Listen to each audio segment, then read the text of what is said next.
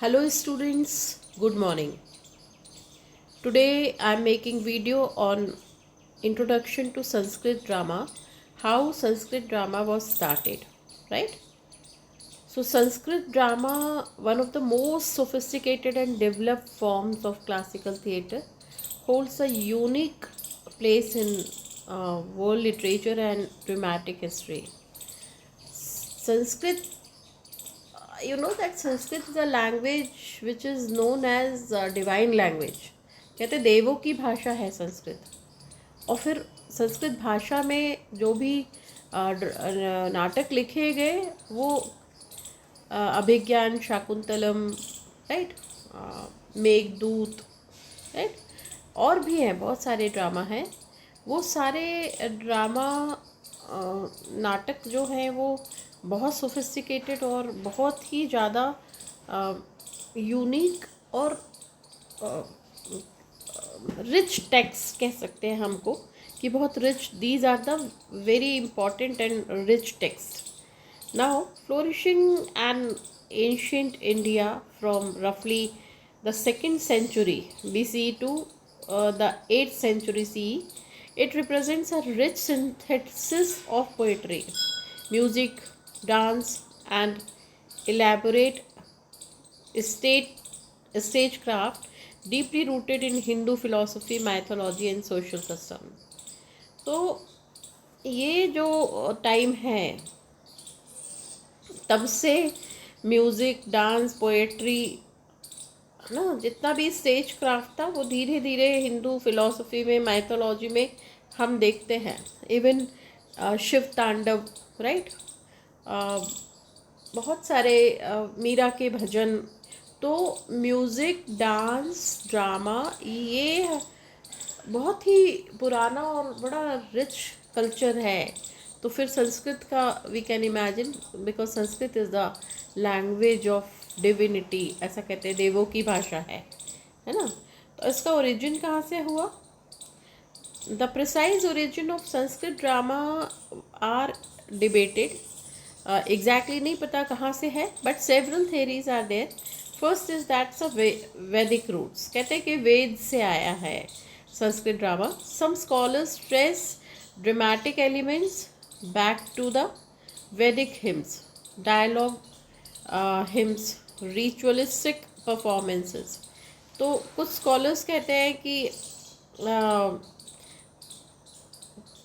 ऐसा उनका मानना है कि dramatic elements back to the वैदिक हिम्स, जो वैदिक हिम्स से आया है. डायलॉग हिम्स जो सूत्र सूक्त है ना, उसमें से आया. रिचुअलिस्टिक परफॉर्मेंसेस और जो भी वेद में रिचुअलिस्टिक परफॉर्मेंसेस हैं उससे निकला है Sanskrit drama, suggesting a gradual evolution from religious ceremonies and recitations. और जो एक बहुत ही धीरे धीरे, वेरी स्लो प्रोसेस, एवोल्यूशन हुआ फ्रॉम रिलीजियस सेरेमनीज. जो रिलीजियस सेरेमनीज हैं, जितने भी फेस्टिवल्स हैं जो सेलिब्रेट होते हैं, एंड देन द पूजा पाठ एंड एवरीथिंग, एंड रेसिटेशंस, भजन, साधुओं के भजन, एक तारा, if you remember. So then there were so many beautiful songs and recitations, bhajans, hymns. तो ये सारे वहाँ से from there Sanskrit drama is origin. Now second theory says that epic recitation. So epic is Mahabharata, Bhagavad Gita, right? So the recitation of epics like Ramayana, Mahabharata, professional storytellers, right? Sutas and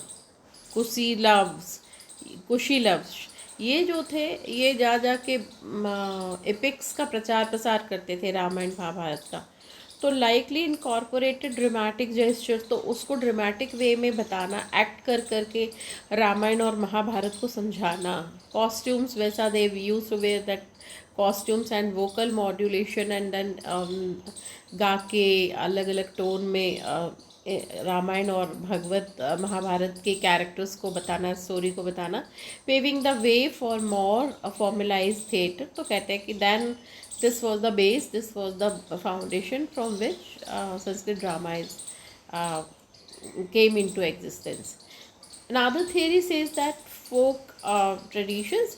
So that's a local folk dances, puppet shows and village performances such as यात्राज, है ना, तो वो लोग जा जा के और folk dances के थ्रू पपेट शोज होते थे, विलेज परफॉर्मेंसेस, गांव में लोग इकट्ठा होके जो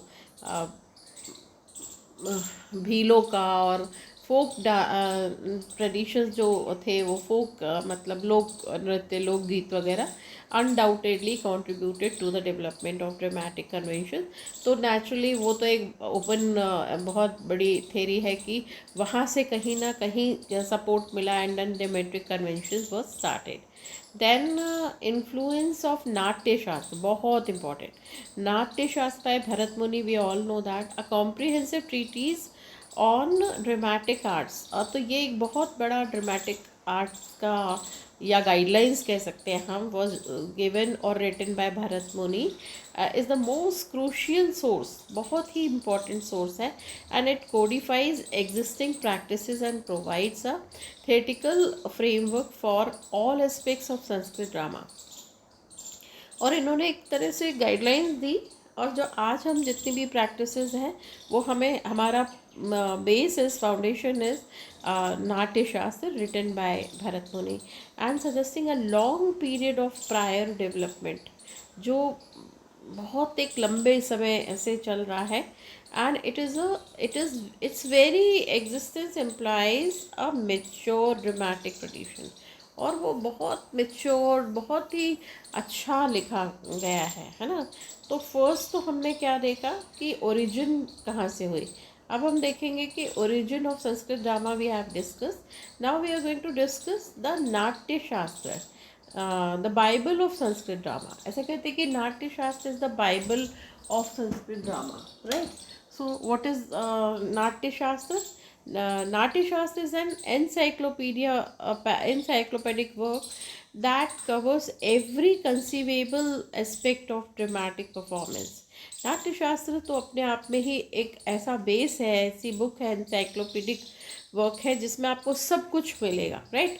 covers every conceivable aspect of dramatic performance की कॉस्ट्यूम क्या है, तो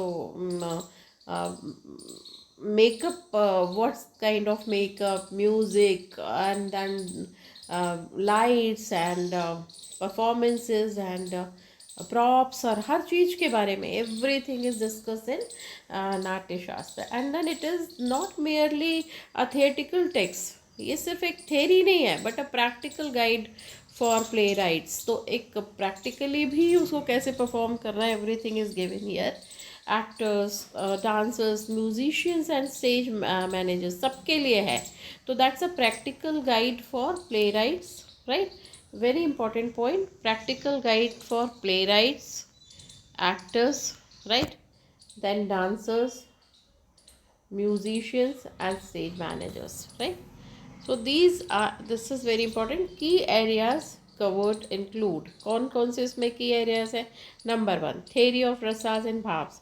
वो कहते हैं रस और भाव के बारे में बताया, बहुत सिंप्लीफाई करके अगर मैं बोलूँ तो रस इज द इंटरेस्ट एंड भाव is the emotions, right. Interest है अगर आपको किसी चीज़ में, तो वहाँ पे इमोशंस आपके चेंज हो जाएंगे।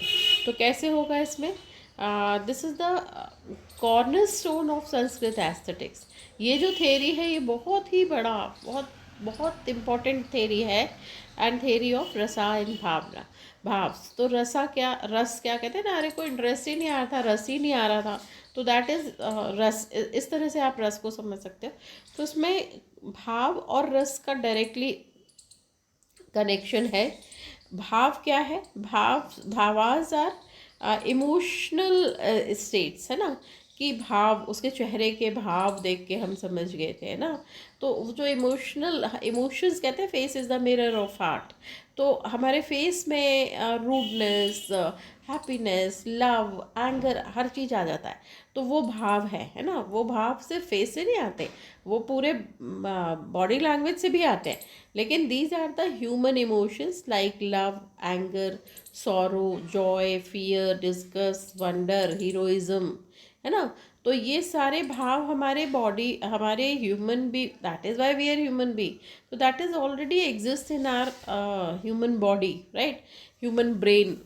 Not body, human brain in fact, portrayed by the actors. तो एक्टर के फेशियल एक्सप्रेशन, बॉडी लैंग्वेज से हम समझते हैं कि उसको लव फील, अच्छा फील कर रहा है, लव है, या एंगर फील कर रहा है, या सॉरो है, दुख है किसी बात का, जॉय है, ये हम सब फेस से और बॉडी लैंग्वेज से समझते हैं।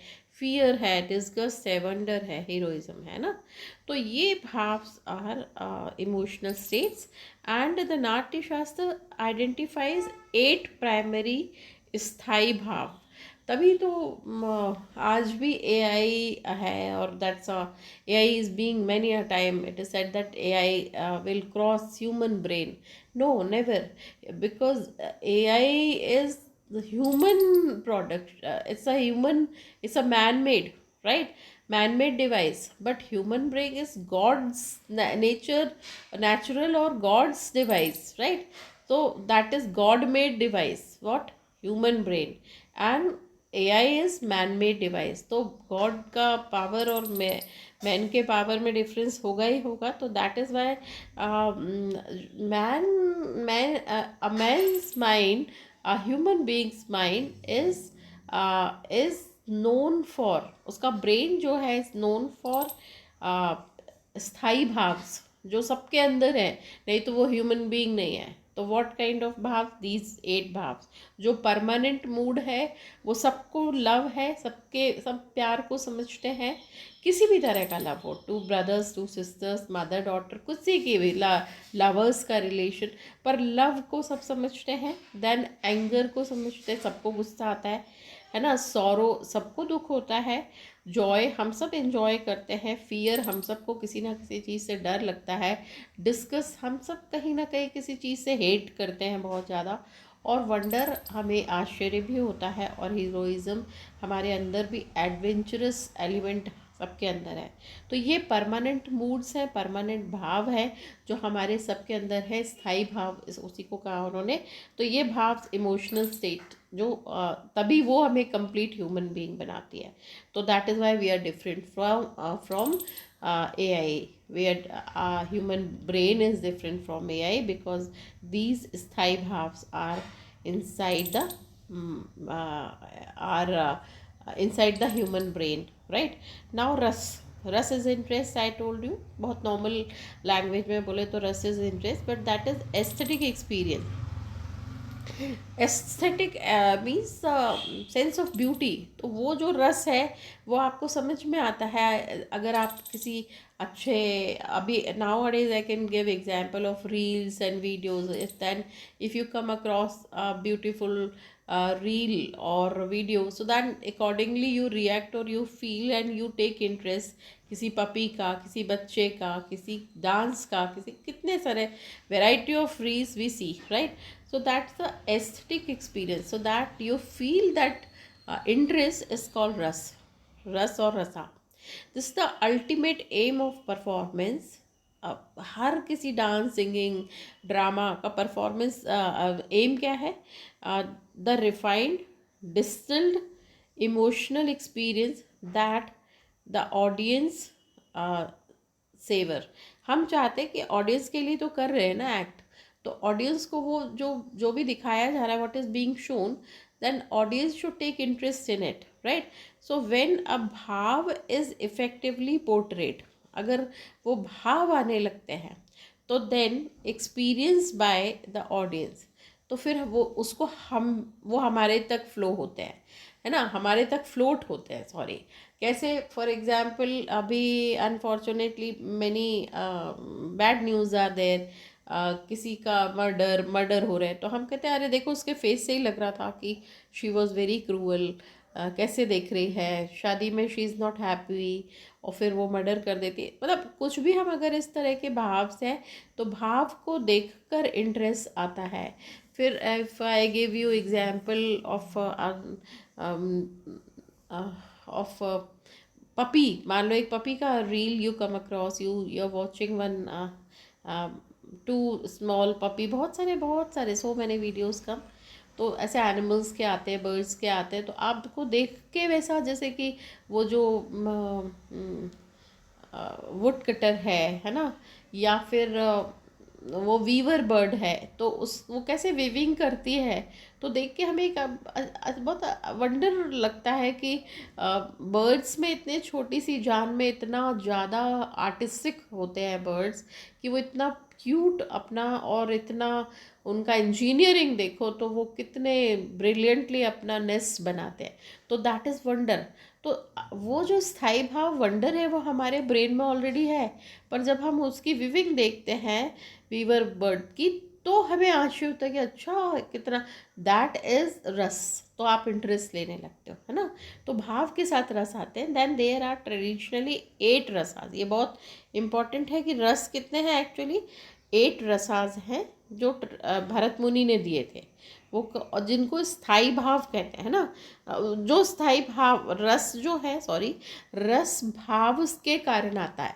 मतलब ये स्थाई भाव हमारे ब्रेन में हर बार वो एक्टिव नहीं रहता, लेकिन 8 स्थाई भाव in human brain, that is why he or she is a human being, because of these 8 permanent emotions। स्थाई भाव है ना, से रस निकलता है, मतलब तब हमको इंटरेस्ट आता है, क्योंकि हमारे अंदर वो फील है।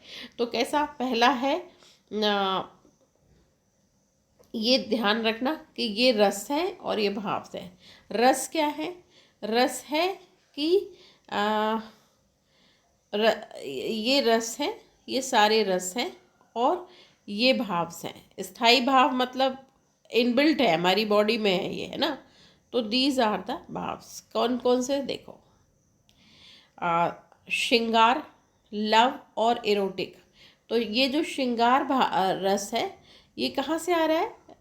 लव, या हमें कभी कभी जो फील आता है लव का, वो क्योंकि हम बहुत खुश हैं, रति या डिलाइट है, बहुत खुश। वो जो जो डिलाइट, वो जो रस है, वो भाव है, वो हमारे अंदर है, जो एक पर्टिकुलर सिचुएशन में एक्टिवेट हो जाता है। फिर हास्य, कॉमिक कहाँ से आता है?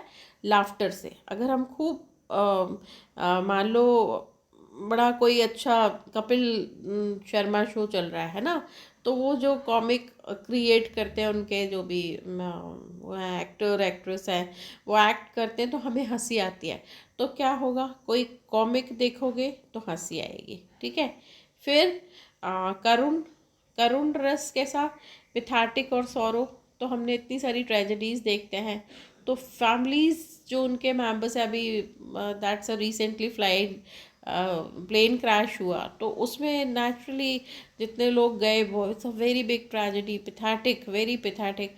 तो क्या हुआ, उससे शोक में है भारत पूरा। कितनी फैमिलीज आर इन शोक। शोक मतलब कि वो बहुत ज़्यादा दुख में है ना। तो पिथैटिक सिचुएशन का रिपरकशन या रिजल्ट क्या हुआ कि शोक या सॉरो, इसको कहते हैं, ठीक है। फिर रुद्र, है ना, रौद्र, सॉरी, रौद्र मतलब फ्यूरियस, बहुत गुस्सा आता है कभी कभी हमें, है ना। फ्रॉम क्रोध, क्यों? क्योंकि हमारे अंदर वो फील है, इमोशन है क्रोध वाला।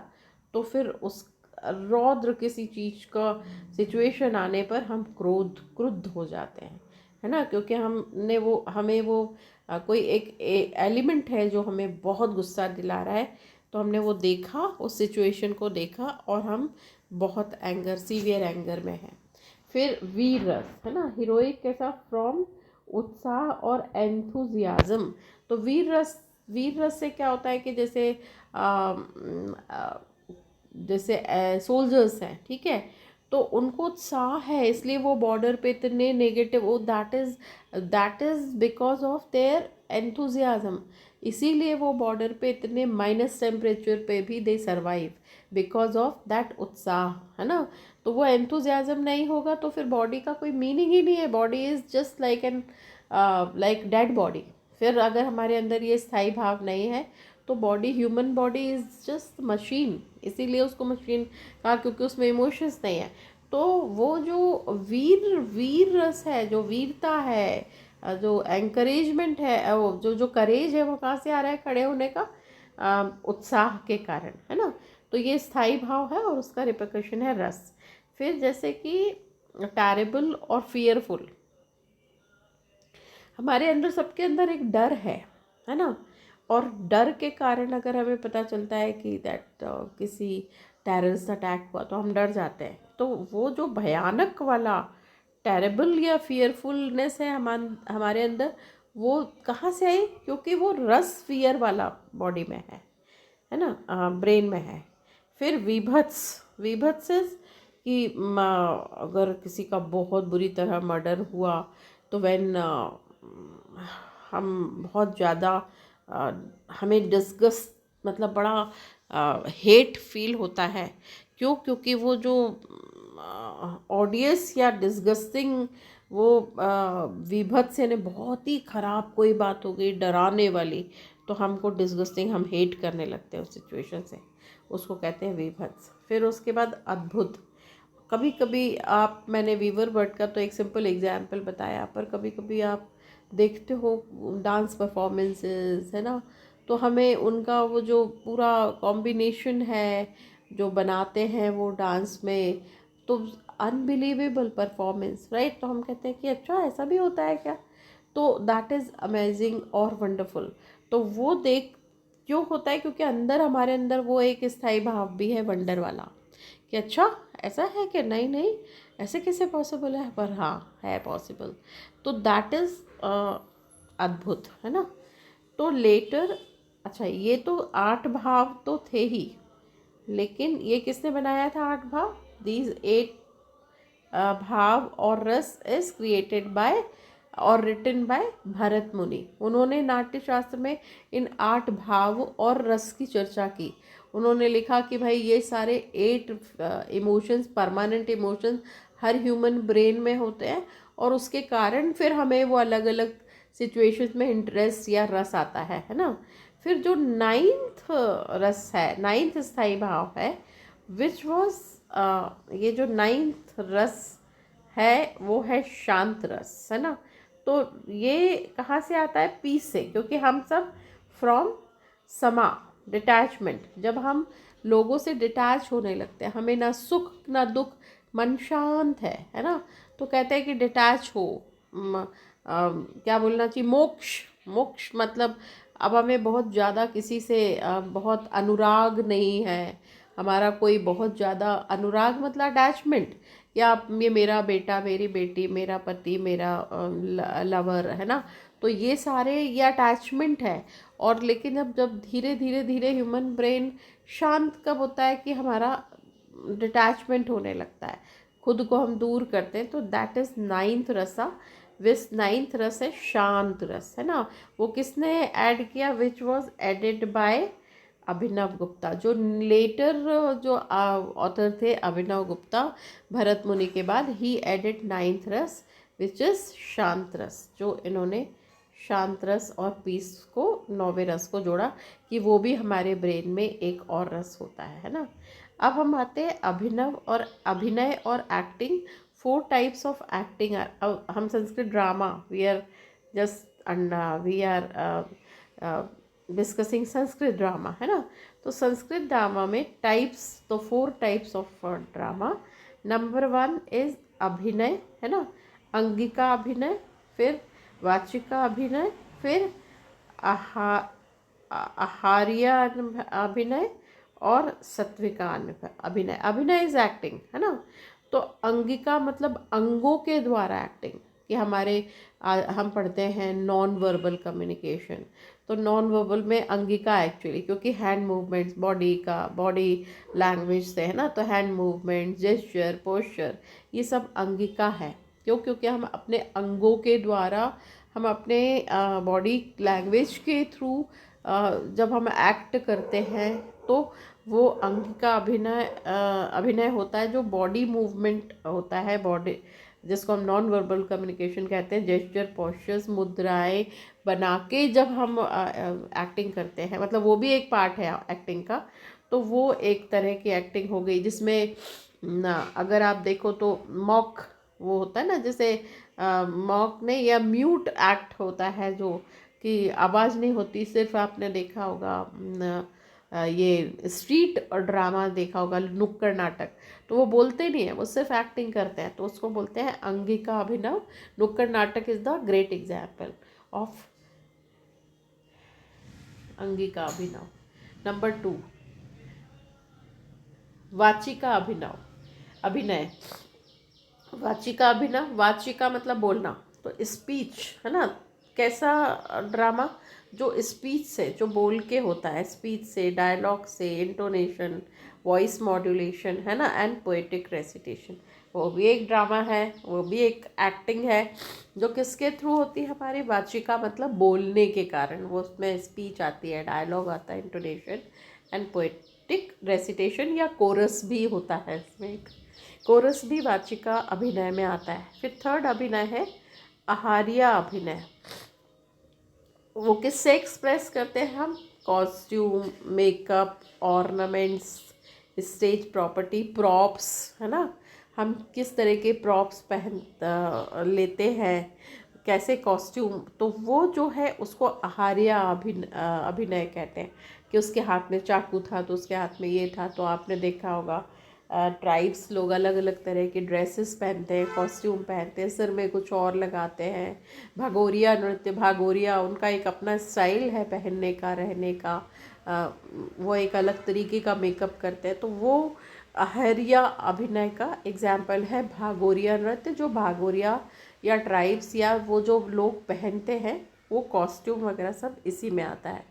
और फिर है सात्विका अभिनय, वो क्या है, internalise emotional expression conveying true feelings through subtle physiology changes, जिसमें ट्रैम्बलिंग, टीयर्स, ब्लशिंग।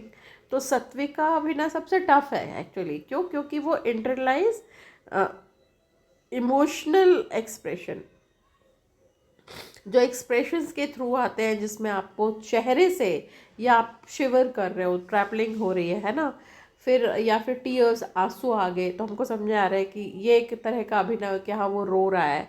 फिर ब्लशिंग, अचानक से चेहरा लाल हो जाना, शर्मा जाना, गुस्से में तमतमाना, तब भी चेहरा लाल हो, तो ये जो है दैट इज कॉल्ड सात्विका अभिनय। तो 4 तरह के अभिनय हैं, हमने देखा, देयर आर 4 टाइप्स ऑफ अभिनय या एक्ट, अंगिका, वाचिका, आहार्य और सात्विका। ठीक है, चलिए मूविंग अहेड। अब म्यूज़िक भी होता है भाई, इस ड्रामा में म्यूज़िक का बहुत बड़ा रोल है, संगीत का। Detail instruction on vocal music, तो पूरा नाट्य शास्त्र में म्यूज़िक के बारे में भी बताया है ना, म्यूज़िक, इंस्ट्रूमेंटल म्यूज़िक, रिदम है ना, फिर कैसे किस तरह की ताल और मेलोडी, राग, ये सारी चीज़ों का भी ड्रामा में बहुत ज़्यादा इम्पोर्टेंस है, या बहुत ज़्यादा मैटर करती है ये सब चीज़ें।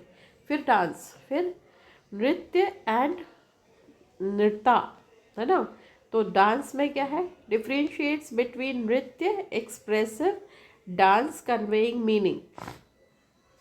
तो जितना भी एक्सप्रेसिव डांस है वो एक्सप्रेस करके मीनिंग्स को बताता है। एंड नृत्य प्योर एब्स्ट्रैक्ट डांस मूवमेंट्स, और नृत्य जो डांस मूवमेंट्स, कैसे डांस में आप मूव कैसे करोगे है ना। तो नृत्य मतलब एक्सप्रेसिव डांस कन्वेइंग मीनिंग, और नृत्य मतलब प्योर एब्स्ट्रैक्ट डांस मूवमेंट। तो एक तो हम मूव करते हैं है ना, तो वो जो मूवमेंट है वो क्या है, नृत्य है, इधर से उधर ऐसा। और हाथ पैर अपनी जगह में खड़े होकर चलाते हैं, वो नृत्य है। तो डांस इज डिवाइडेड इनटू 2, नृत्य एंड नृत्य है ना। फिर उसके बाद स्टेज डिज़ाइन, स्टेज का डिज़ाइनिंग का भी बहुत, वो भी अपने आप में नॉन वर्बल कम्युनिकेशन जो कम्युनिकेट करता है। तो नाट्यगृह, कि नाट्यगृह या स्टेज को में क्या क्या होगा, कर्टन कैसे लगेंगे, कौन सी सेटिंग होगी, क्या किस तरह की सेटिंग स्टेज में लेना है ड्रामा में। तो describes different types of play houses. तो वो क्या करते हैं, अलग अलग तरह के प्ले हाउसेस बनते हैं, देयर डायमेंशंस, किस डायमेंशन में होना है, कंस्ट्रक्ट, वो सब कुछ है ना, अकॉस्टिक्स है ना, किस तरह का कहाँ से क्या, कौन बोलेगा, क्या आवाज़ आएगी, कैसे गूंजेगी, वो सारा जो आप परसीव करते हैं। अकॉस्टिक मतलब कि आप उस पर्टिकुलर कलर को देख के, शेप को देख के, किसी चीज़ को स्टेज में सेटिंग को देख के ऑडियंस के मन में क्या फील आएगा, वो उसको कैसे इंटरप्रेट करेगा, ये सारा part is called comes under stage designing, जिसको हम कहते हैं नाट्यगृह स्टेज डिज़ाइन, है ना। तो that is also discuss in Natya Shastra. फिर उसके बाद पूर्वा पूर्व रंग, प्रीलिमिनरीज। पूर्व रंग is series of rituals and performances, invocations, songs, dances conducted before the main play to purify the sage and invoke divine blessings। कितनी अच्छी बात है कि स्टेज को प्यूरिफाई करने के लिए पूर्व रंग या प्रीलिमिनरीज होती है, भगवान की चैटिंग। जैसे कि गिरीश कर्नाड का प्ले इज दैट इज अरे है वदन। है वदन में स्टार्टिंग में if you have read that drama that you must have notice that in the beginning the that there is prayer, है ना, गणेश स्तुति। तो गणेश स्तुति क्यों? टू प्योरीफाई द स्टेज को प्योरीफाई करने के लिए। तो series of rituals and performances वो किस में आते हैं? पूर्व रंगा में आते हैं। क्यों? क्योंकि इन्वोकेशन होना सॉन्ग या डांस के through conducted before the main play. क्यों? मेन प्ले के पहले, टू प्योरीफाई द स्टेज, है ना, स्टेज को प्योरीफाई करने के लिए ये दिखाया जाता है ना, पूर्व रंग। तो सब beauty which is given in Natya Shastra. फिर तो अभी हमने क्या देखा? Till now we have seen, देखो अभी हमने देखा इंट्रोडक्शन टू संस्कृत ड्रामा, ये हम पढ़ रहे हैं। तो जिसमें हमने देखा ओरिजिन एंड अर्ली डेवलपमेंट, कहाँ कहाँ से ओरिजिन हुए, कहाँ से डेवलप्ड हुए। तो अलग अलग थेरी है जिसमें वी हैव सीन वैदिक रूट्स, एपिक रेसिटेशन, है ना, फोक ट्रेडिशंस, इन्फ्लुएंस ऑफ नाट्य शास्त्र। दूसरा हमने देखा कि नाट्य शास्त्र क्या है। तो नाट्य शास्त्र is the Bible of Sanskrit drama. जो बिल्कुल जैसे बाइबल लोग पढ़ते हैं उनका बिलीफ है, वैसे ही संस्कृत ड्रामा में नाट्य शास्त्र का बहुत ज़्यादा इम्पोर्टेंस है, very important document we can say, है ना। फिर अभी हमने देखा इसमें रस और स्थाई भाव, है ना। रस इज़ इंटरेस्ट, स्थाई भाव इज़ परमानेंट इमोशंस। तो वो बिल्कुल को एग्जिस्ट करते हैं। फिर हमने इम्पोर्टेंस देखा इसी में, पहला तो ये देखा रस और स्थाई भाव, है ना। फिर हमने देखा वी हैव सीन म्यूज़िक का इम्पोर्टेंस, डांस का इम्पोर्टेंस, स्टेज डिज़ाइन का इम्पोर्टेंस और पूर्व रंग का। अब हम देखेंगे की कैरेक्टरिस्टिक्स एंड कन्वेंशंस, की संस्कृत ड्रामा के की कैरेक्टरिस्टिक्स क्या है और कन्वेंशंस क्या है। तो Sanskrit drama adheres to specific conventions that distinguish it from western dramatic tradition. उनसे अलग है संस्कृत ड्रामा। संस्कृत ड्रामा के कैरेक्टरिस्टिक्स क्या है जो which are different from western dramatic traditions. Western dramatic अलग है, हमारा अलग है संस्कृत ड्रामा। तो इसमें क्या? Poetic language. The language is highly stylize and poetic. बहुत ज़्यादा stylistic, highly stylized and poetic. तो लैंग्वेज जो है संस्कृत की वो पोएटिक लैंग्वेज है and often employing complex metres. और बहुत उसके जो मीटर्स हैं, छंद है, फिगर्स ऑफ स्पीच है, वो बड़ा ही कॉम्प्लेक्स, बहुत टफ है, इतना इजी नहीं है। Western is easier, but Sanskrit drama में जितने भी मीटर्स हैं, complex metres, figures of, that's a very tough, right. Sanskrit is use by noble characters and Brahmins. Sanskrit मैंने बताया in the beginning, I told you it is that Sanskrit is the divine language और देवों की भाषा, भगवान की भाषा है वो।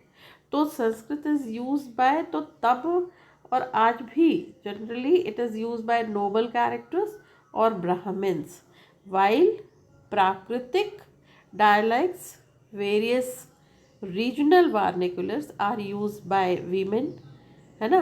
फिर servants and lower class characters.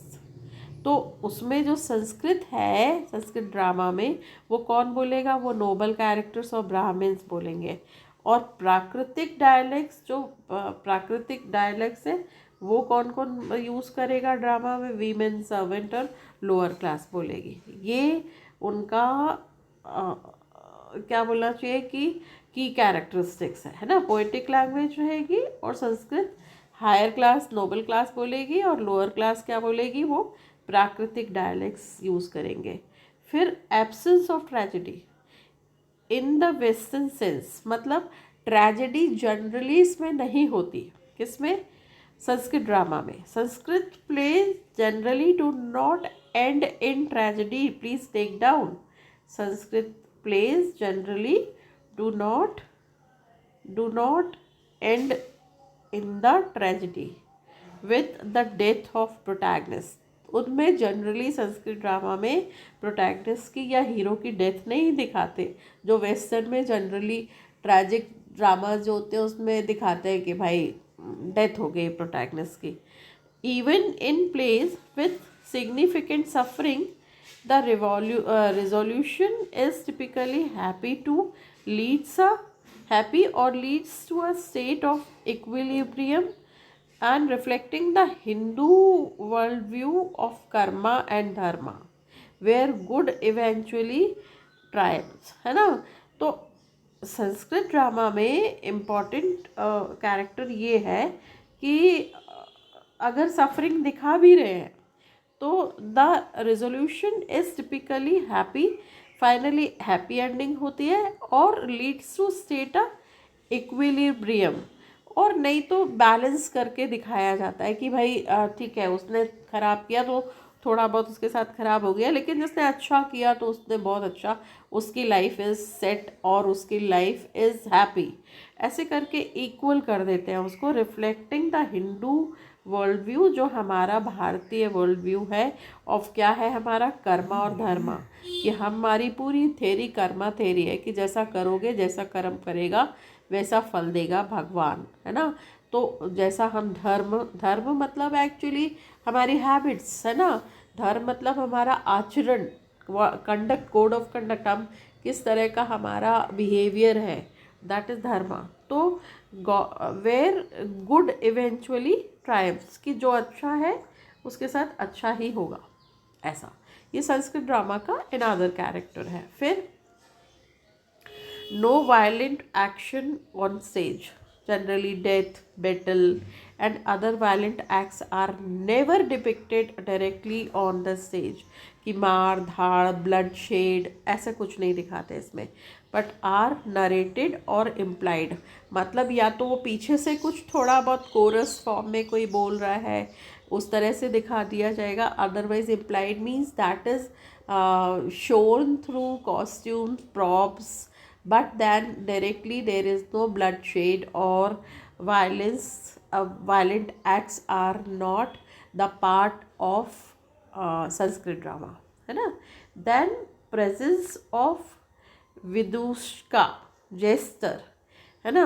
तो क्या recurring character using a Brahmin who provides comic relief often through witty remarks, physical humor and a distorted perspective on events।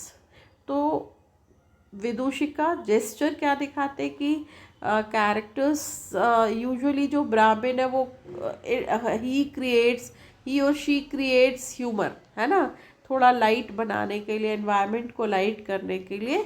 तो हु प्रोवाइड्स कॉमिक रिलीफ, तो वो थोड़ा सा एक हमको comic relief often through witty remarks, तो कुछ there are some intellectual remarks with humor, है ना, and physical humor little bit like body language, through body language, है ना, ऐसे slacking, कुछ चलना अजीब सा this way, and then distorted perspective on events or something like distorted perspective on events, through this they light the atmosphere, so that is jester or clown or joker type of something, right? Then सूत्रधार, stage का manager जो पूरे stage को, पूरे show को run कर रहा है, सो सूत्रधार कहते हैं, है ना। तो जो स्टेज मैनेजर और डायरेक्टर है, the sutradhar introduces the play, वो स्टेज में आगे से आके खड़े होगा, या तो वो बताएगा he would start the drama either, और otherwise from behind the curtain, but then he would start through voice, उसकी आवाज़ आती रहेगी, ठीक है। तो that is the play, the playwright and the main characters often engaging a brief dialogue with actress. तो वो एक्ट्रेस के साथ डायलॉग्स के साथ सूत्रधार स्टेज में आता है और introduces the sutradhar introduces the play, है ना। फिर use of curtain, yavanika, the curtain was use primarily for entrances and exits. अभी तो बहुत सारे चेंजेस आ गए, पर संस्कृत ड्रामा में कर्टन यूज हुए, मतलब पहला सीन ख़त्म, फिर दूसरा सीन या चेंज या something. So curtain was use primarily for entrances and exits rather than to mark scene changes in the western sense. Western में क्या है कि उसमें सीन चेंज दिखाते थे, लेकिन इसमें यहाँ पर क्या है, कर्टन के थ्रू दिखाते हैं। Curtain generally use for entrance and exits, तो ऐसा याद रखो कि इसमें curtains are use for entrance and exits. तो ये another character of Sanskrit drama. Now moving to next, that is stylized performance, emphasis on gestural language, है ना। तो लैंग्वेज में जेस्चर कैसे होगा, वॉइस मॉड्यूलेशन, पिच, टोन के थ्रू परफॉर्मेंस होना, हाईली कोरियोग्राफ्ड मूवमेंट्स कि आपको कैसे चलना है, कैसे धीरे चलना है। सीता जी का विवाह का वर्णन मान लो है, तो बड़े धीरे धीरे नाजुक, क्योंकि सीता जी बहुत नाजुक, उनके एक एक एक्सप्रेशंस, उनके मूवमेंट्स, है ना। तो वो highly choreographed movements and a blend of realistic and symbolic acting, और रियलिस्टिक भी होती थी और मतलब that's a mixture of realistic and symbolic acting, जिसमें आप Ramlila is a great example, जहाँ पर आप देखते हो कि रामलीला जब हम देखने जाते हैं तो हनुमान जी आते हैं स्टेज में, और एकदम से हमको लगता है सच हो रहा है ये सब, है ना। तो कैसे हनुमान जी आते हैं, कैसे लंका जलाते हैं, कैसे उनका रावण के साथ डायलॉग है। तो I am just giving example, तो दैट इज स्टाइलाइज परफॉर्मेंस। तो एक बड़ा अच्छा ब्यूटीफुल परफॉर्मेंस है, जो क्या है, एम्फेसिस ऑन जेस्चरल लैंग्वेज की। हनुमान जी के face, if you remember Ramayana, तो Hanuman ji when he becomes happy, तो उनके बड़ा ब्यूटीफुल जेस्चर उनका जो है, और फिर वो लैंग्वेज, फिर वो उसके साथ रावण से संवाद करते, तो that's a very beautiful part of Sanskrit drama, है ना। तो which is called stylize performance. That next is interweaving of rasas. Interweaving of rasa मतलब playwrights often weave multiple rasas throughout the play, जिसमें 9 रसास है, 9th is added by Abhinav Gupta. तो जितने रस हैं उनको दो, वन रस द अंगी रस और डोमिनेंट रस। एक रस है कि गुस्से वाले हैं, मान लो हनुमान जी को बहुत गुस्सा आ रहा है ना, तो उन्होंने अपनी पूंछ में मिट्टी का तेल डाल के आग लगा के वो पूरे उसको जला देते हैं, लंका को जला दिया, है ना। तो अगर वो है तो वो एंजॉय भी कर रहे हैं, गुस्से में है लेकिन एंजॉय भी कर रहे हैं, तो हमें मज़ा भी आ रहा है देख के, गुस्सा भी आ रहा है ना। दूसरा अनदर कैरेक्टर, मान लीजिए अगर if we take another example of Panchali के साथ जो उनका चीर हरण होता है, तो क्या होता है कि जैसे ही वो बोलता है, माने उनको ही शी इज़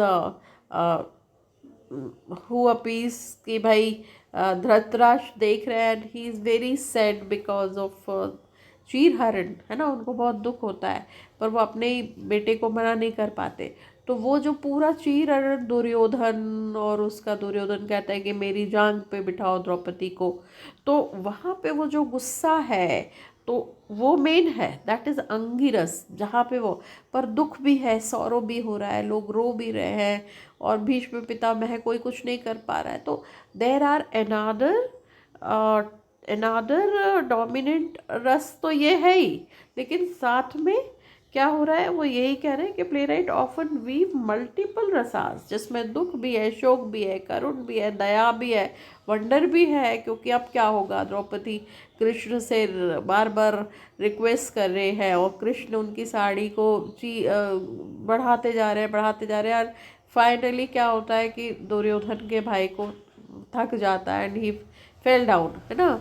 तो ही फेल्स डाउन, तो जैसे ही, तो दैट इज समथिंग कि number of rasas, multiple rasas, but main रस इज अंगी रस, और जिसको हम कह सकते हैं डोमिनेंट रस, वो क्या है, वो है गुस्से वाला, कि दुर्योधन कहता है कि चीरहरण करो द्रौपदी का सबके भरी सभा में, क्यों, बिकॉज शी स्पोक अंते का पुत्र अंधा, because of this Ramayan is, Mahabharat is being done, है ना, वो एक रीज़न है। तो similarly this is the another interweaving of rasas, की एक रस तो है ही मेन रस, उसके पीछे और बहुत सारे रस है, is a part of Sanskrit drama.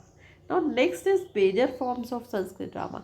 अभी तक हमने स्टेज देखा, सब देखा, अब कौन कौन से फॉर्म्स, संस्कृत के फॉर्म्स, ड्रामा के फॉर्म्स क्या है, तो संस्कृत ड्रामा के मेजर फॉर्म्स हैं। The Natya Shastra classifies drama into 10 major types. किस तरह के ड्रामा हो सकते हैं, तो नाट्य शास्त्र कहता है कि 10 मेजर टाइप्स, जिसमें क्या है,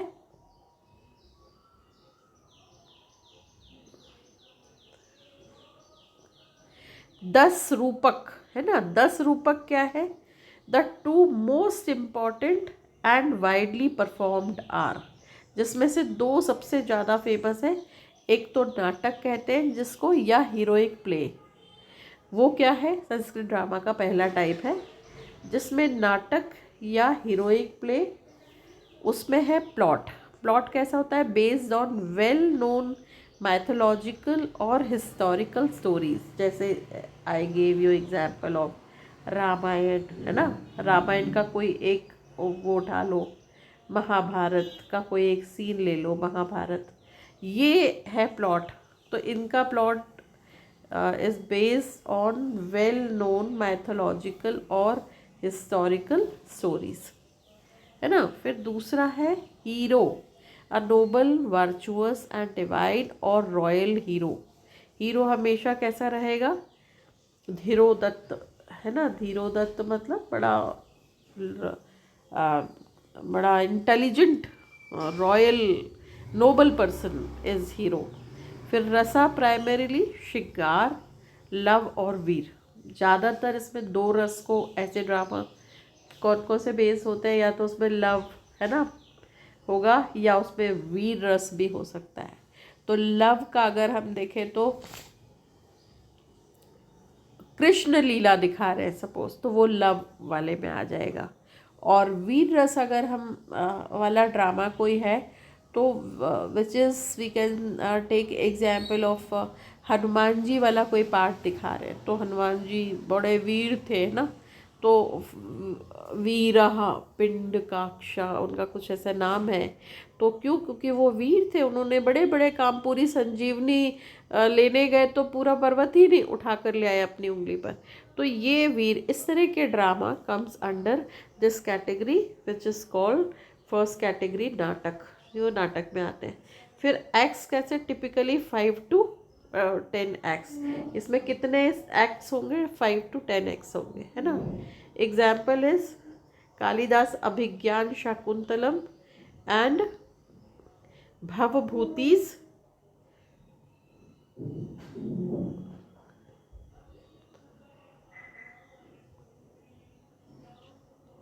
अच्छा, ये क्या है, कालिदास का आप लर्न कर लीजिएगा। फर्स्ट इज अभिज्ञान शाकुंतलम, शकुंतला का के बारे में पता चलना, ज्ञान होना, is Abhijnana Shakuntalam written by Kalidas. And number 2 Bhavabhuti's, Uttara Ramacharita, right, Uttara Ramacharita. These are the examples which come under one of the forms of dramas, which is called natak, right. Now number 2 is प्रकांड सोशल प्ले, प्रकांड कहते हैं उसको, प्रकांड इज सोशल प्ले। ये भी Sanskrit drama का part है जिसका प्लॉट क्या होता है, based on fictional stories, please take care. ये based on fictional stories often from everyday life और प्ले राइट्स इमेजिनेशन, है ना। तो नेचुरली फिक्शनल है तो इमेजिनेशन है, प्ले राइट का वो कुछ सोच के ड्रामा लिख रहा है, जो इसमें आता है जिसको हम कहते हैं दूसरे टाइप का drama, which is social play और प्रकांड, है ना, सेकेंड टाइप। इसका प्लॉट कैसा होता है, फिक्शनल बेस्ड होता है, प्ले राइट का इमेजिनेशन होता है। हीरो कैन बी अ ब्राह्मण, इसमें हीरो ब्राह्मण भी हो सकता है, मर्चेंट भी, बिजनेसमैन भी हो सकता है, और समवन ऑफ लोअर स्टेटस वो भी हो सकता है, दैट अ किंग, है ना। फिर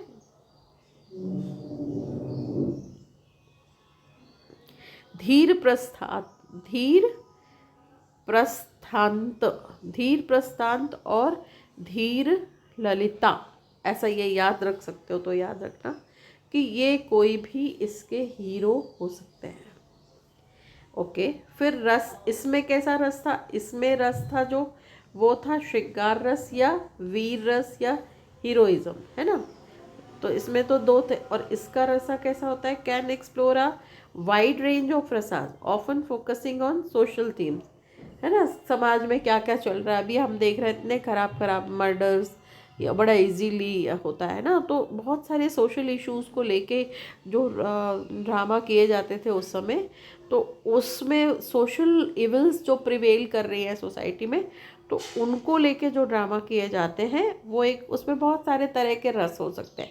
जैसे कि भाई नाटक में दो रस है, वो है वीर रस और श्रृंगार रस, लेकिन इसमें और भी हो सकता, रौद्र हो सकता है, इसमें सौरो हो सकता है, ग्रीफ हो सकता है, वंडर हो सकता है, टैरेबल हो सकता है, बहुत सारे अलग तरह के ड्रामा जो सोशल प्रॉब्लम्स हैं उनको लेकर।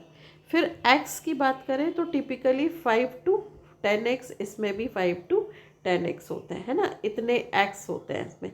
एग्जाम्पल है शूद्रक्स, द लिटिल क्ले कार्ट, है ना। तो शूद्रक का मृच कटिका, राइट। तो ये इनका एक ड्रामा है जिसको इंग्लिश वर्जन है the little clay cart, right. Mrichchhakatikam, actually Mrichchhakatikam है वो। तो ये उसका एग्जाम्पल है, सोशल प्रॉब्लम्स को दिखाना वो आता है, वो किस कैटेगरी में आता है, वो सोशल प्ले में आता है, जिसको प्रकंड कहते हैं, है ना, प्रकांड, ठीक है। फिर अदर लेस कॉमन फॉर्म्स, ये दो तो नाटक और प्रकांड तो होते ही है मेन फॉर्म, पर और भी कुछ कॉमन कुछ फॉर्म्स होते हैं जिसमें आता है भान, वन एक्ट मोनोलॉग, है ना, तो उसको कहते हैं भान, बस एक एक्ट होगा उसमें और मोनोलॉग होगा, खुद से स्टेज में आकर, जैसे हैमलेट की सॉलीलॉकी है ना, तो वो एक वेस्टर्न ड्रामा है। पर यहाँ पर संस्कृत में होता है, तो फर्स्ट इज भान, नंबर 2 प्रहसन, फार्स और कॉमेडी, दूसरा है फार्स या कॉमेडी संस्कृत के थ्रू एक छोटा सा ह्यूमर दिखा दिया, है ना, तो उसको प्रहसन कहते हैं, ठीक है। तो सेकंड वन इज प्रहसन। फिर है vyayoga, one act play with well known heroic plot, तो वन एक्ट प्ले है जो कि एक जिसमें खूब कुछ दिखा रहे हैं, वंडर दिखा रहे, तो दैट इज़ हीरोइक प्लॉट। फिर dima, play with numerous characters and mythical beings, इसमें क्या है, बहुत सारे कैरेक्टर्स के साथ में दिखाया जाता है इनको। मिथिकल बींग्स मतलब कुछ मिथिक्स को, मिथिक होते हैं, जैसे कि वो, अरे जो उनके साथ नाम नहीं याद आ रहा, तो है ना, ऐसे बहुत सारे मिथिकल कैरेक्टर्स हैं जिनके बारे में श्योर नहीं है, लेकिन कहते हैं कि भाई ऐसा है, अभी बिल्कुल याद नहीं आ रहा है कि बहुत सारे जैसे वो कौन सी वो उनके साथ ही मतलब डेथ हो जाती है। बहुत सारी इससे अभी मुझे बिल्कुल याद नहीं आ रहा है, तो आई टेल यू लेटर। फिर समवक्र वकार है ना, तो ये समवकार वकर प्ले विथ 3x, ये याद रख सकते हो तो रखिएगा, 3x के साथ होता है। Often figuring gods and Demons, तो इसमें भगवान और राक्षसों के बीच का जो समवक्र जो है वो दिखाते हैं। तो इस तरह के ड्रामा कम होते हैं ये। फिर vithi, one act play, vithi is next, one act play with single character है ना, तो उसको वीथी कहते हैं, ये तो आप याद रख सकते हो। फिर उसके बाद अंका, अंका और utsrishtikanka, utsrishtikanka play based on famous sorrowful events है ना, कोई बहुत बड़ा दुख है तो बहुत सभी को पता है और कैसे कैसे उसमें उस तरह, तो उसको दिखाने के लिए ये अंका, या जो सभी को पता है। और अभी जैसे ट्रेजेडी हुई प्लेन क्रैशेस पे, मान लो कभी किसी की कोई स्टोरी में मूवी या कुछ एक्ट होता है, तो उस तरह के एक्ट को कहते हैं, और वो संस्कृत में होता है मान लो, तो उसको कहते हैं अंक है ना। अंक मतलब गोद होता है एक्चुअली, तो ये उस तरह का ड्रामा होता है। और लास्ट है that is complex play type with a divine hero and heroine है ना, तो बड़े डिवाइन हीरो हीरोइन है, often involving a conflict over a celestial being. तो क्यों कॉम्प्लेक्स है, क्योंकि प्रैक्टिकली पॉसिबल नहीं है, कोई ऐसी आइडियल सिचुएशन कभी वर्ल्ड में नहीं हो सकती, पर वो अगर दिखाया जा रहा है तो that's why it is called complex play, क्योंकि हीरो हीरोइन बहुत डिवाइन है और इसीलिए उनका कन्फ्लिक्ट किसके साथ है, सेलेस्टियल बीइंग के साथ में। अब सेलेस्टियल बीइंग्स में मान लो अभी वो Sunita Williams and Butch Wilmore, they had to stay 8 months around to space है ना, तो स्टोरीज आती है, we don't know, but then people say that they have seen some mythology, some character, some figures है ना, जिनको उन्होंने रात में अंधेरे में देखा, ठीक है, तो वो एलियंस थे, तो दे हैव मेट एलियंस, बड़े डिस्टॉर्टेड लुक है उनका, जो वटेवर। तो ये वाले अगर कुछ इस तरह के ऐसा कि डिविनिटी के साथ अगर हम ऐसे कैरेक्टर्स को दिखाते हैं, सेलेस्टियल बीइंग्स उन्हीं को कहते हैं, एलियंस को, तो something that story is comes under this form, is one of the forms of Sanskrit drama है ना। अब नेक्स्ट है prominent play rights and works. इसके फेमस ऑथर संस्कृत ड्रामा के कौन से और उनके वर्क्स क्या है, ये बहुत इंपॉर्टेंट है। The golden age of Sanskrit drama produce several literary giants है ना, और आज भी वो उतना ही वेटेज है, उतना ही इम्पोर्टेंस है उनका। तो संस्कृत ड्रामा कौन कौन से लिखे गए, उनके ऑथर्स क्या है, भाषा, हाँ, 3rd to 4th century CE, one of the earliest known playwrights, Bhasha.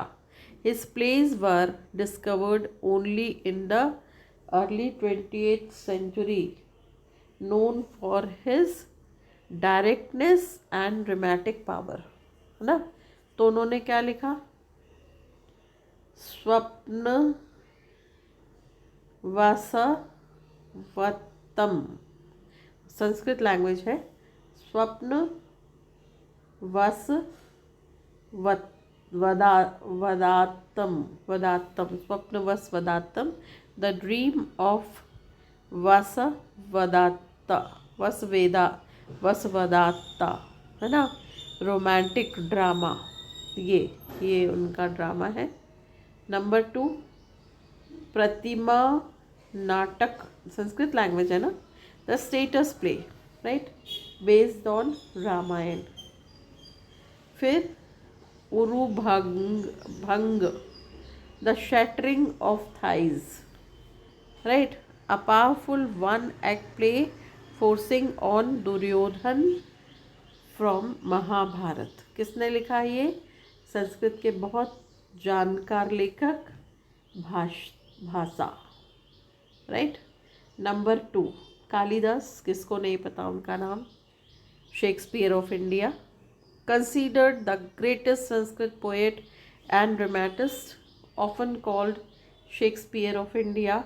His works are celebrated for their lyrical beauty, है ना, कालिदास तो बहुत फेमस थे, उनकी lyrical beauty, profound insights into human emotions and masterful use of language, और बहुत beautiful language उन्होंने, बहुत क्लासिक स्टैंडर्ड लैंग्वेज यूज़ की। तो उनके ड्रामा है जिसमें अभिज्ञान शकुंतलम तो सबको पता है, द रिकग्निशन ऑफ शकुंतला, है ना। बाद में क्योंकि वो भूल जाते हैं दुष्यंत, तो वो कैसे शकुंतला को याद करते हैं, तो वही अभिज्ञान, क्योंकि फिर उनको ज्ञान होता है कि शकुंतला उनकी वाइफ है, ऐसा ड्रामा की थीम है, ड्रामा की स्टोरी लाइन है। तो Abhijnana Shakuntalam, his masterpiece a tale of love, separation and reunion, कि पहले वो लव होता है ना, फिर सेपरेशन हो जाता है, फिर रीयूनियन होता है between king Dushyant and the hermit girl Shakuntala, है ना, एक साधु की बिटिया है शकुंतला, उनके और दुष्यंत के बीच में। सेलिब्रेटेड फॉर इट्स श्रृंगार रस, जिसमें बहुत सुंदर तरीके से श्रृंगार रस को डिपिक्ट किया गया है। दूसरा उनका फेमस ड्रामा है विक्रमो मोरवत्सियम, है ना, उर्वशी वन बाय वेलर। तो ये दूसरा ड्रामा है। A play about the love between king Pururavas and celestial nymph Urvashi, है ना। तो किंग के बीच में और उर्वशी के बीच में जो एक सेलेस्टियल वो है, वहाँ से आई हुई खूबसूरत परी है, तो उनके बीच में जो प्यार दिखाया है वो इस ड्रामा में दिखाया है। तीसरा है मालवी कग्नि मित्रम, मालवी कग्नित्रम, है ना। तो मालवी कग्नि मित्रम, मालविका और Agnimitra, Malavika and Agnimitra, a play about love story of king Agnimitra and Malavika, right, ये है। तो ये भी फेमस ड्रामा उनके कालिदास के वर्क है। फिर शूद्रक, ये राजा थे जिन्होंने Mricchakatika is little clay cart, है ना, जो कि अ प्रकांड सोशल प्ले है, known for its realistic portrayal of urban life, complex plot, diverse characters including a cutscene, a Brahmin and a thief, a blend of humor, romance, political intrigue, ये सब कुछ इसमें दिखाया है। बहुत अच्छा नाटक है इनका ये। It is a unique for its focus on common people and it's blend of श्रृंगार, करुण और वीर रस, है ना। तो इसमें वो कैसे जो नगर वधू है, प्रॉस्टिट्यूट, फीमेल प्रॉस्टिट्यूट है, उसका कैसे वो एक गरीब पर नोबल पर्सन है, राजा होता है जो अपने जेनरॉसिटी के कारण सब कुछ दे देता है दान में, पर वो उससे नगर वधू प्यार करती है, और फिर दोनों की सिचुएशन अलग है। वो नगर वधू is a prostitute and then she is Nagar Vadhu. She is infamous for this work, but she is having good amount, like she is well off, financially strong, and this person is very noble gentleman but then financially weak because of his good nature. So that's a very beautifully this drama is written by Shudrak Mritchakatikam, right. Now next author is Harsha. The king Harsha, अब ये भी शूद्रक भी king थे और ये भी king Harsha powerful emperor was also skilled playwright. और कितनी अच्छी बात है कि किंग होते हुए उन्होंने नाटक लिखे, प्ले राइट। तो उनका है नागंदा, नाग नागंद नागंद नागंद नागंद, द जॉय ऑफ सर्पेंट्स, नाग से सर्पेंट्स है ना। Buddhist influence play by emphasizing self sacrifice right. तो इनका ये जो प्ले है जिसमें उन्होंने सेल्फ सेक्रीफाइस दिखाया है, ठीक है। फिर रत्नावली बहुत फेमस है, द नेकलेस रोमांटिक कॉमेडी है राइट। और फिर Priyadarshika, another romantic play, Priyadarshika written by Harsha, है ना। फिर भावभूति, भवभूति ने क्या लिखा, इन्होंने लिखा known for his powerful portrayal of karunrasa pathos right. Famous है इनकी ये फोटे था, ये करुण रस पे बहुत अच्छा लिखते थे भवभूति। तो उन्होंने लिखा उत्तर रामचरित, है ना, Uttara Ramacharita, the latest story of Ram. उत्तर मतलब बाद में होता है, तो राम की बाद की story focuses on tragic separation and eventual reunion of Ram and Sita after the events of Ramayana. क्योंकि सीता तो धरती में समा गई थी, तो फिर वो वहाँ जाके विष्णु अवतार में कैसे सीता और राम का मिलन होता है। तो उत्तर रामचरित, राम के चरित के बाद क्या होता है, कैसे राम और सीता बिछड़ने के बाद मिलते हैं, विच इज़ एक्सप्लेन और depicted in this work Uttar Ramcharit written by Bhavabhuti. Okay, then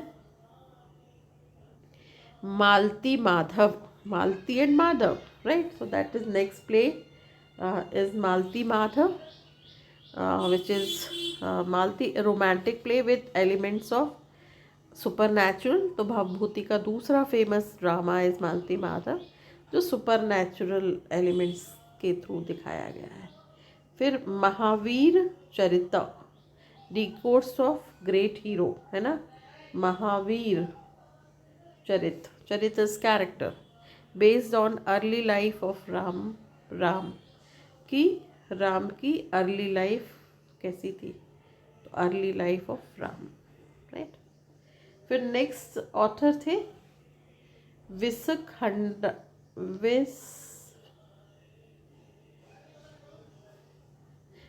Vishakha Datta. Vishakha Datta ने क्या लिखा, Mudrarakshasa a signet ring of Rakshasa, है ना। तो राक्षस का सिग्नेट रिंग, मुद्र, अच्छा मुद्र रस, है ना।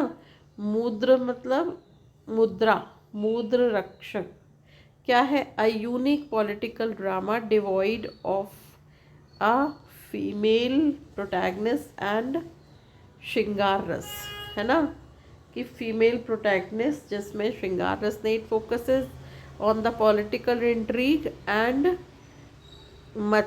मैकेनाइजेशंस ऑफ चाणक्य, है ना, ये इम्पॉर्टेंट है, mechanisation of Chanakya right, the minister of Chandragupta Maurya right, to win over Rakshasa कि कैसे राक्षस से the minister of overthrown Nanda dynasty, है ना। तो ये पूरा हिस्टोरिकल प्ले है right, Mudra Raksha historical play written bye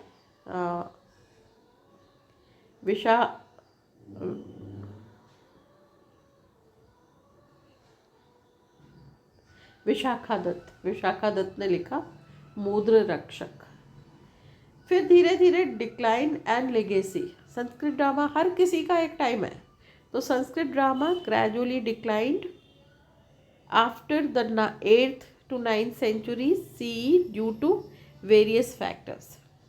धीरे धीरे इसका डिक्लाइन क्यों हुआ declination?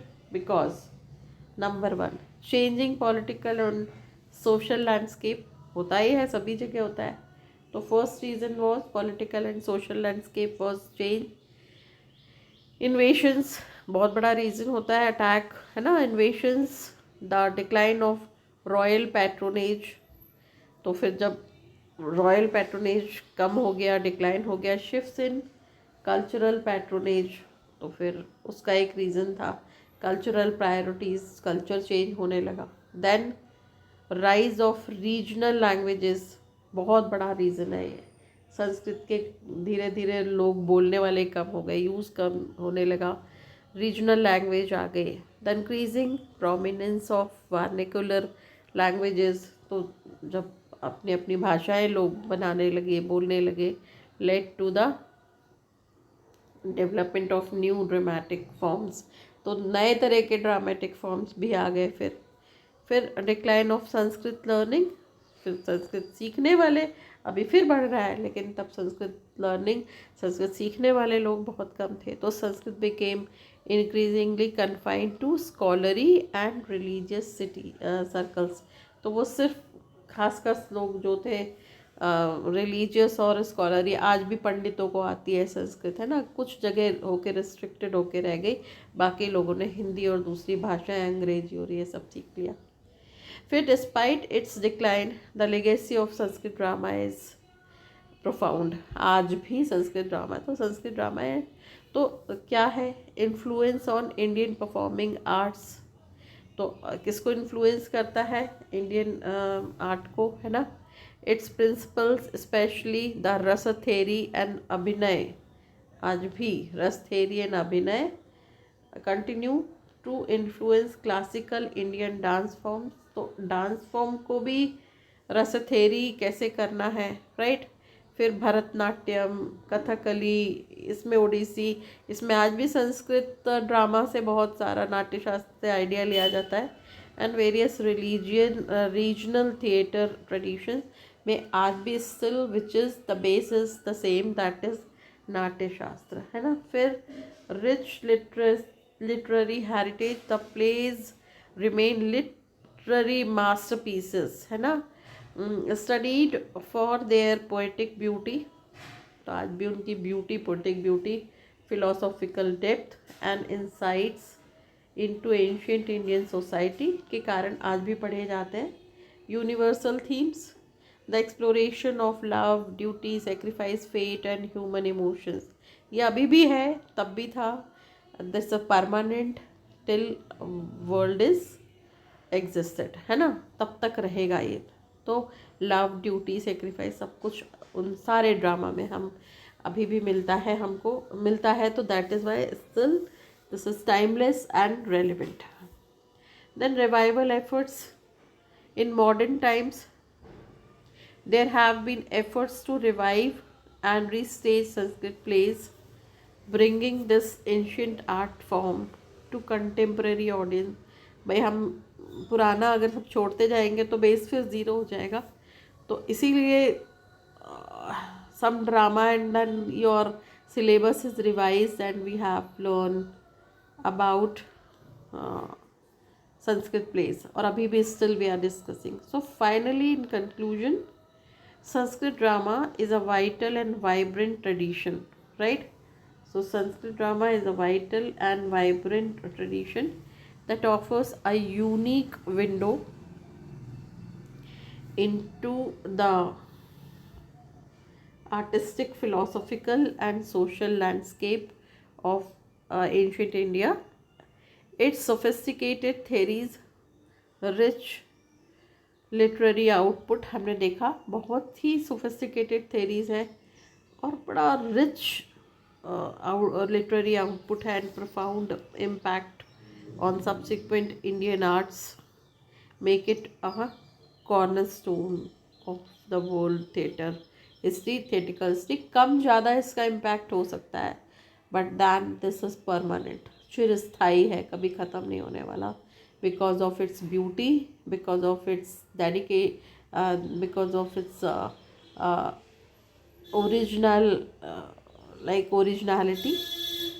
It will be exists till this earth will be there, universe will be there. So that is the beauty of Sanskrit drama. Today we have discussed uh, different forms, like introduction to Sanskrit drama, in which we have seen origins and early developments, right? So here number of theories we have seen. Then Natya Shastra, we talk about Natya Shastra. So that is what is given in Natya Shastra. So that's bhav ras, right? Mainly these 8 bhavs. Ninth is later on, that's added by Abhinav Gupta. Then we have discussed Abhinay, 4 types of Abhinay: Angika, Vachika, Aharya and Satvika. Then music, dance, stage design, right? And then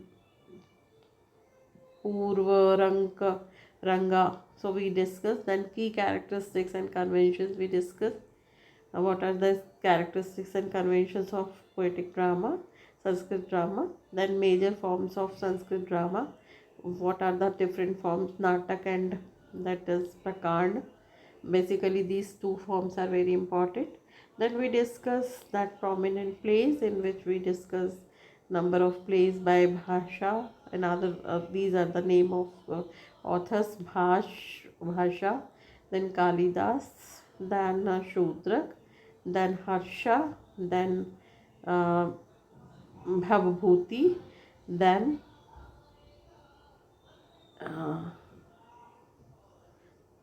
Vishakha Datta, and then Datta. Then we discussed decline, why it was declined, and then finally we discussed that it is not declined, but still, despite declined, legacy is profound, and then conclusion. So thank you so much, and welcome for your doubt session. If you wish to discuss something, you're most welcome. Thank you so much.